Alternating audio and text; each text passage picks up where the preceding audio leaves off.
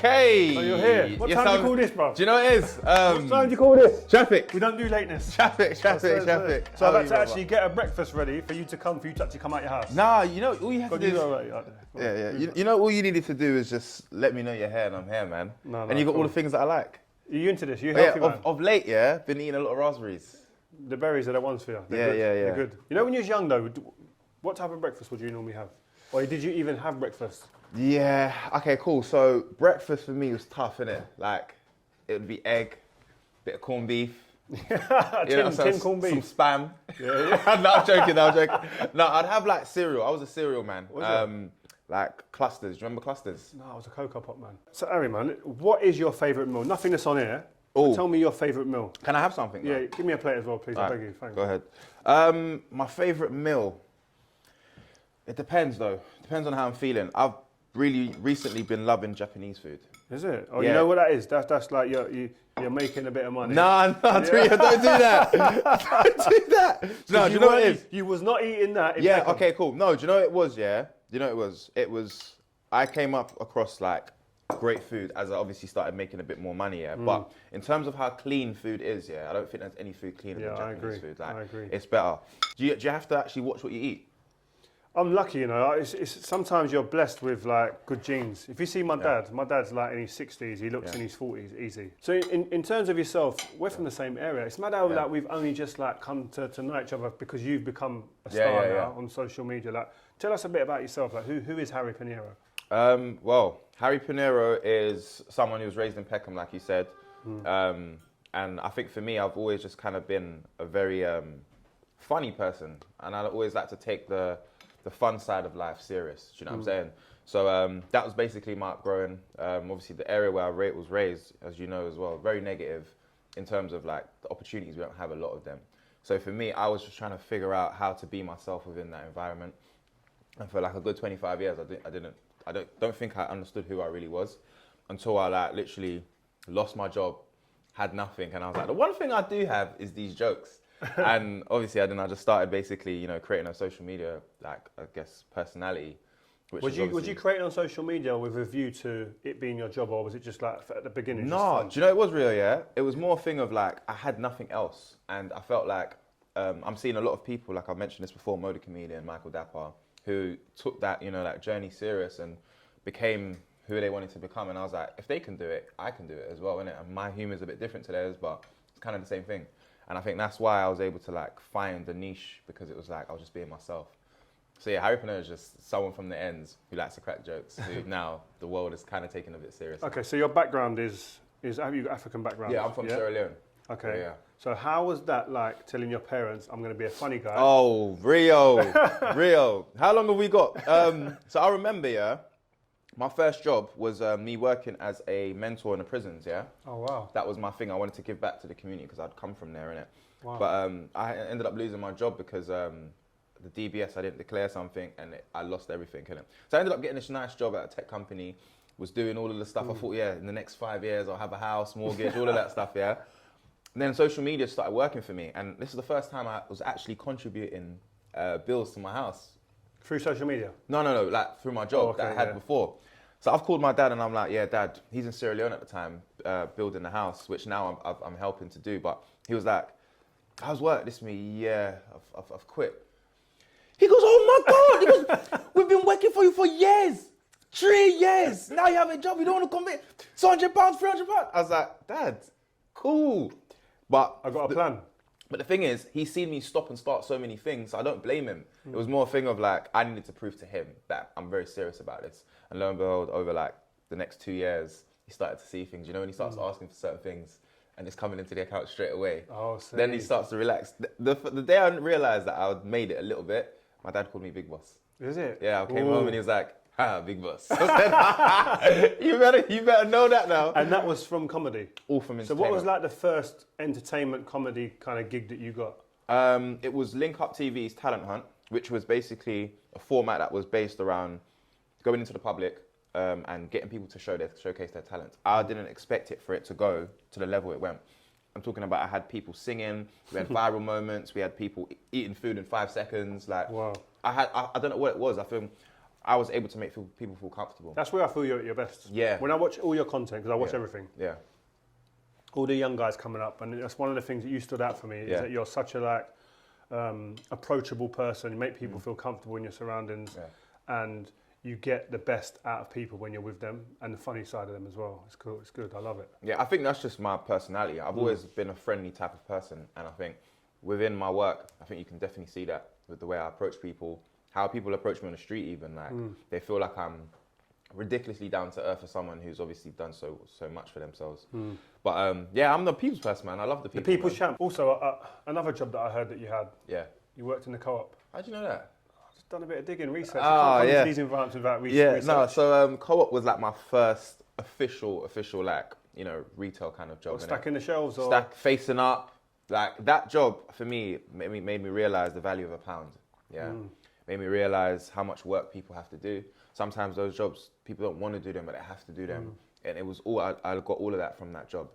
Did you change when you, after you had that job, walk back into a supermarket, for instance? I never ever take something and don't put it back. You know the work. I know what it feels like to go in the morning, stack everything up, and then one idiot comes through and just goes, and doesn't say nothing. Sorry. Yeah, you would be that one. But I've done that. Yeah, that job for me, like, again, it came at a time where I really needed it. And that's the time when I started doing a lot of my social media stuff as well. I used to do a lot of like freestyles with like the spices. I'd be like, oh, I met your girlfriend in the coriander. Like, you know what I'm saying? Like, I used to do mad stuff like on my social media, but just showing people like, I'm a normal person, but I still feel like I'm this big person, even though I'm at this place right now. And I think for me, that was the biggest and the best experience that I needed to take in order for me to get to where I am right now. Great job for me. Got sacked, but we moved. You got sacked? Yeah. I keep hearing that's a common theme at the moment. You've been getting sacked. Yeah, I keep getting sacked. Don't get into management, Rio. Trust me, they're doing sacking a lot. But no, the reason why I got sacked was because I was focusing on my comedy a lot, and I would miss certain shifts and stuff in it. And then certain times I was just so knackered from like trying to find content in the night and stuff. So I had to make a decision, and I got sacked. So it is what it is. So you got a little boy? Yeah, little boy. I'm with his mum. But I've got my own place as well, because with so much of his stuff, I need like my own little place there, innit? But yeah, I'm with him. I'm literally, after this, I've got a meeting with Jordan, and I'm going straight to him. Oh, wicked. Yeah. Anytime I'm not working or I'm free. Oh, that's nice. So you're proper like... Yeah, bro. He's a daddy's boy. Even his mum was like, you know what? I have to admit, like, I think he's on you more. Is it? Yes. What does that make you feel like? Because you know what? When my missus says that to me, I go, oh, no, he's not. But inside I'm going... Yeah, no, I feel bad for her because you're the one who's given birth, and like I know how I am, innit? Like, I think I was a daddy's boy at first, then I became a mummy's boy because you kind of just want to be your dad kind of thing, innit? So I think that's what it is right now. But yeah, she can't stand it. She can't stand it. Like, at first, his first words was mama. Now it's dad. He just can't stop saying dada. So what do you want him to be then? Obviously, I want him to keep, of course, but do you know what it is with him, yeah? What I said to my missus, I was like, have you seen, I said, if Rio could send me the video of his son kicking the ball, yeah, it's a joke. Yeah. I was like, I need to get to that level. I need him, but he's so not interested, that's the thing. Is he? He's like, he likes to go outside, likes building things, he likes opening and closing, like he's very hands-on, so I feel like whatever he's going to want to do, he's probably going to want to do something like that, do you know what I'm saying? But football, I started doing what you was doing. Walking around the house with the ball. Yeah. It's jarring though, because I end up doing kick-ups. And yeah, it's you like, can't help it. Your missus is probably going, what are you doing? Nah, she hates it. She hates it. But then sometimes she gets involved in it. But yeah, he's not into football at the moment. Like, even the only thing is though, if I'm watching it, he'll come and sit and watch it with me. That's good. Anything, man. Like my two oldest boys, I said this to you before, they weren't really mad football football when they were young. Now they're both playing at football club, the Premier League team. So. Yeah. They either start and obsess from early, or they can get into it. They don't just follow you like you followed your dad. I followed my dad because my dad was like a huge football fan, Arsenal fan. But then at the same time, I didn't play football with my pops. Like he didn't take me to the park to play football. Same. I had to go and do it myself. And I remember I had trials for Charlton, and Millwall, because I used to live in Bermondsey. So Millwall Academy, they didn't really like look after us anyway. But Charlton, the guy was onto me. He goes, "You're great in midfield. You got a great touch." He goes, "Tell your dad, tell him to come." And my dad didn't believe me, innit? And this is the issue that I have, And I so you weren't even believing in you. I said this to him, and it's funny now, but back then I didn't take it as funny, I was playing one day, I was like to my dad, look, Dad, like, I want to take this football stuff seriously. He goes, I've been watching you, yeah? Listen to me. He goes, a real football player you can see from when he's young. When he said that to me, I was like, oh, swear to God, he said that to me. He's like, yeah, you see, he just broke you, brother. He broke me. But again, he didn't understand like what football can do, that the fact that if you actually train, and I was half decent, I just needed to be nurtured like most players do, innit? Who's the best footballer you've played with who's not an actual professional footballer? Oh. The YouTube stars, etc. Best football player I've played with. That's so tough. That is so tough. I would say Sharky. Sharky's amazing, bro. Is he? Yeah. Sharky's I've like. seen some clips. No, he's genuinely good. My issue is I'm not the fittest, but you'd be the best if he was the fittest. I'll probably be one of the best midfield players in the YouTube scene for sure, because I just studied certain players, but he plays like Yaya. It's like left foot, right foot. He's great. He's a top player. Wow. Top player. I remember I played with him at Wembley once. For 10 minutes, I was Paul Scholes, and he was Steven Gerrard. It was nuts. But then after that, I turned into Akinbaye. Strolling. So just going back to you, what 3 words does Harry Pinero live by? If you have 3 words. 3 words. I'd say family, even though it's not a word, but family means everything to me. I think they're the ethos of my actual culture comes from my family. So yeah, I'd say family. Loyalty as well. I think loyalty is a massive part of my life. I think the people around me have been very loyal to me, hence why I believe in them and trust in them as well. And what else would I say? Prayer. Yeah, I'm very, very big on prayer. Some people don't obviously believe in God and they believe in manifestations and stuff. But yeah, without prayer, I don't think, these things that I'm doing right now would be achievable. I think if I was to say, if someone said to me, what 3 words, and give me one of the words that Harry would say, I would have said prayer. Yeah. Because every time I've met you, I think prayer's come up somewhere. Yeah, because you got to understand, Rio, for me, like, my journey was, the beginning of the journey was very much, like, very sketchy and, like, I didn't have no understanding of what I was going to do.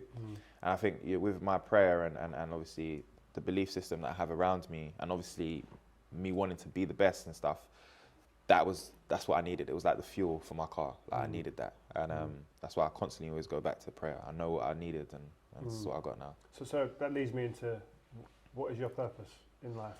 We all have a purpose. Do you know what it was, Rio? In the beginning, I need some money, man. I like your I needed some money in it. And but then as you start to build and you start to like change people's lives, I guess, through the work that you do, you start to understand that there's people that are watching you, that are counting on you, for them to deliver and for them to like actually take that step. And I represent so many people. I represent so many minorities across the world. So for me, my purpose is to show them and constantly show them that I'm trying to be the greatest. I'm only going to strive for greatness as well. And I think that's what I love about who I am as well and what I represent. So yeah, it's literally for the people now, man. Like all these young kids as well, like they actually, when they watch my videos, Rio, that they're in love. They're like, yo, bro, like you've made me, like getting a message about, you know, almost wanting to commit suicide. Wow. Someone messaging you say that I watched your videos and it stopped me wanting to commit suicide. You have a purpose now, which is to share love, show people that, you know, there is more to life. My job, my role here is to make people feel happy.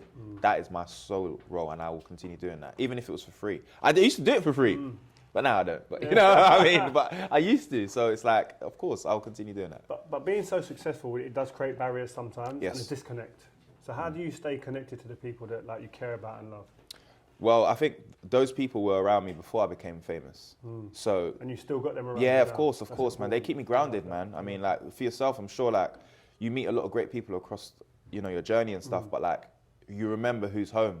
You know what I'm saying? And how you feel. Because sometimes, you know, you're giving them this new version of you, but your family know the real Rio. They know the Rio like when he's sad, when he's upset, when he's happy and everything. And I think having those people to keep me grounded is so important. My friends, my family. There's a warmness in it. There's a warmness when you're with those people that's different. Like you've had different experiences and that you can just always like talk about and lean on. I don't know, it's weird. And it's so mad, like when my friends say to me, I'm so proud of you, it hits different to when someone else is saying it. Because it's like, you know what it was like before this stuff, innit? So it's like, that's why I always feel that connection with my friends and I'm always trying to bring them to certain places and so on and so forth. So I think one of the biggest things my friend said to me, like I've got a core of friends who I grew up with on my estate.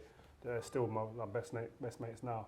And one of them said to me, really, like, seriously, when you used to go away, we were still here, but you used to go away and play, like, in the World Cup or for Man United or whatever, and you put the shirt on, it was like one of us wearing the shirt. Yeah. Like, I get emotional with stuff like that. It's but crazy. you was like that for us, though. That's the maddest thing, Rio. Like, because you were so, like, the way you talk, it reminds us of the ends, and you haven't lost that. I think there's two people that do that, it's you and Ratty, because there's the essence of, like, where you're from is still in you.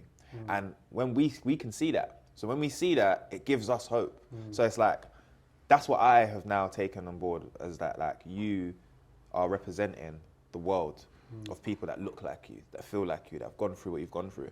And you don't know at the time that it's not a burden, but it's like something that is, you don't know how important it is. It's a responsibility. It's a responsibility, and I feel like you've carried it out exceptionally, even after you finish playing, and continually, like, still doing stuff, even the stuff you do with, like, Joe Bayer, with Culture Cams, like, you don't need to do that, but you're doing that because you know the bigger picture is, I need to make sure that there's a connection, and so on and so forth. And I think, even though you didn't write a book about it, we can just follow it. Anyone that knows, innit? So, yeah, I get that same feeling as well. Cool. It's mad, you know, because, like, even when I scored the goal in the 2002 World Cup, it was my goal, by the way. Yeah. Everyone knows it's yours. Just so people know. Yeah. But it's even the celebration, it wasn't like a premeditated. Like, it was just like, I'd done the bogle with the guns out, but I knew that was like. That's the dance for the people, bro. The people back home will be going, oh my God, he's brought that to the World Cup in an England shirt. It's Come on, madness. man. So, did you get, like, a lot of, like, obviously it's different, it's not like social media back then, but when you got back to the UK, did you feel that connection that you've represented the ends, so to speak, but at the greatest stage in the football tournament? You know what? Because we didn't have social media then, you don't feel that immediately. Yeah. But what I realised is that over many years, when I go to any area, for instance, if I go and get my haircut in Birmingham, and you go to that where there's a food shop and there's a barber's next to it, or you go in Manchester, when I went to Manchester straight to Moss Side to go and get a haircut, I just always felt comfortable in those places because I think of stuff like that. And it was never I have to do this just because of it. It's just like, I don't know. Iconic, though. Yeah, it's just like one of those things that you just do, and it became part of what I was about. And that's why when people say to me, I remember when I went barbers in Manchester for the first time, in Moss Side, and I was sitting there waiting to get a trim. And the guy come in and he went, "What are you doing here?" I said, "Bruv, what are you doing here?" "I'm getting a trim." He said, he just caught him that I was in there. They expect you to be in some fancy hairdressers or the something. barber has to come to you. Yeah. But it's, I was just comfortable like that. And I think, and I was trying to make people realise as well. And I was like, just because you do well and you get out and you can physically take your family and your people out, don't mean you don't come back. No, you have to, man. I've always felt like I would be a snake if I don't come back to where I'm from. Like, I need to go and see the owners of the shop that I used to go to when I was young, just so they feel like, yes, this person hasn't forgot. I'm still yet to go to my old school barber. The only reason why I ain't going back because he's the one that messed up my hairline. But at the same time, he's still someone who I would go and check for all the time. So it's like stuff. To the barbers. No, but now my barber HD, I ain't leaving him. Not let him go. We're locked in. So what type of advice would you give to a young person coming up now? You have to be relentless. You have to be very hungry for this. Like, it's got to be something that you think about night and day, because for me, that's the only way you can optimize maximum results. And listening to people who actually don't have your best interest at heart will derail you. I used to listen to a lot of people that would tell me, I don't think you should do this. And then when I do it, it bangs. And I'm like, I knew it in my heart. Follow your heart as well. And always seek advice. There's always enough information out there for you to be the best of the best in it. And I think it's different from, like, back in the day where we didn't have that much, things that have happened and advice and so much resources there for you to learn about stuff. The world's your oyster. Literally, just go for it. Be relentless. You mentioned advice. So what advice would you give your younger self now, knowing what you know now and the experiences you've had? You see that feeling that you had in your stomach? You should have followed it earlier. Because I had this feeling, Rio, bro, from early. I felt like I'm that guy. Like, you could have been here 10 years ago. I could have been here, but there's no time like the present, innit? But I genuinely feel like everyone has that something in them that they may be scared to do, but no, I don't know if I can do it. Do it, because that's what I did. And now I feel like I'm so happy. I was saying to my friend the other day, I was like, I'm so grateful right now. I ain't got nothing to complain about. So when things get upset, I'm just going to think about all the good stuff that's happening. Do you know a mad place that is to be? Yeah. Like, people don't realise, get into a place where you feel like I ain't got no real worries, concerns. I'm happy. It's a hard place to get to. It's hard, but then it's also, you feel guilty because it's like, okay, I feel like this, but my brethren over there doesn't, and she don't, and What do I then? Are you start. meant to feel guilty for that? You're not, but I think that's just the selflessness of who I am. That I just want to help people, but at the same time, I can't help everyone. I wish I was one of those people that was like, "Boy, I feel business, you know, that's your." But I'm just not like that. So my missus is like that. I say to her, "Why are you worrying about this for? Stop worrying about them. You've got so much on your plate." She's like, "I can't help it." Yeah. I'm like, "Listen, sometimes you got to be a bit. No is a sentence." I'll tell my mum, the guy who's 95 years old has just died. She'll be like, "Oh my God!" like he was on his deathbed for 2 years. It's gonna happen. Do you know what I'm saying? But she's that type of person. I think that's where I get it from as well. So you do a lot of positive stuff for people, but what do you see yourself being here for? I see myself being a beacon of a lot of young people's joy. So I want to be the person that they look at and say, yes, this guy has given me reason to go and do this. This person has made me laugh, now I'm not sad. This person has made me want to wear this piece of clothing because he said it makes me, I should feel better when I wear it. Like, I want to be the reason why people do things, positive things.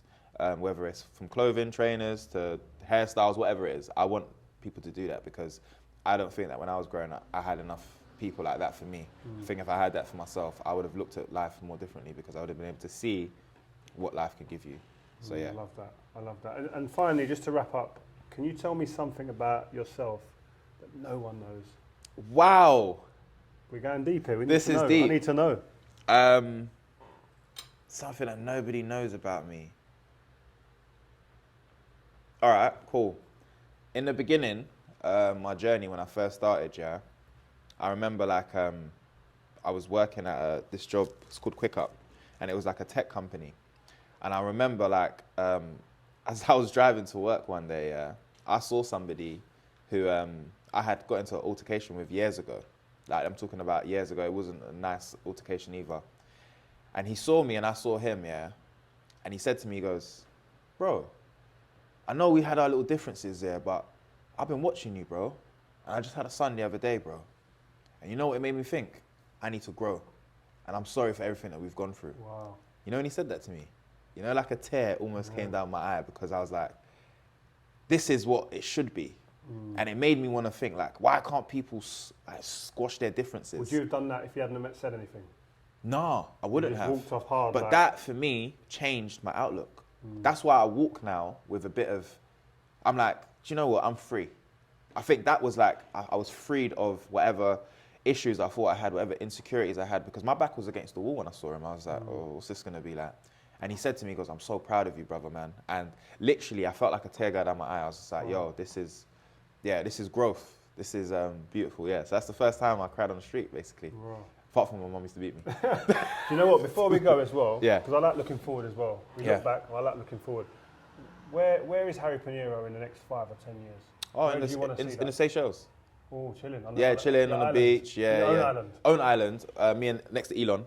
No. For me, 5 years time, I just want to be able to do everything that I've wanted to do at the highest level. I want my son to be able to look at his dad and be like, yeah, my dad did this, so I'm going to do way better than what he done. And I just want to literally have my name in lights for the right reasons. TV shows, acting, working with my club, our club. I want to do more stuff like that. And yeah, I just want to enjoy myself. I want to do the things that I couldn't do when I was a kid at this age. So Harry Pinero up in lights. Come on, man. I see it. There you go. Listen, thank you, man. I really Anytime. appreciate it. I love speaking to you. Thank you so much for the breakfast, man. I needed that, man.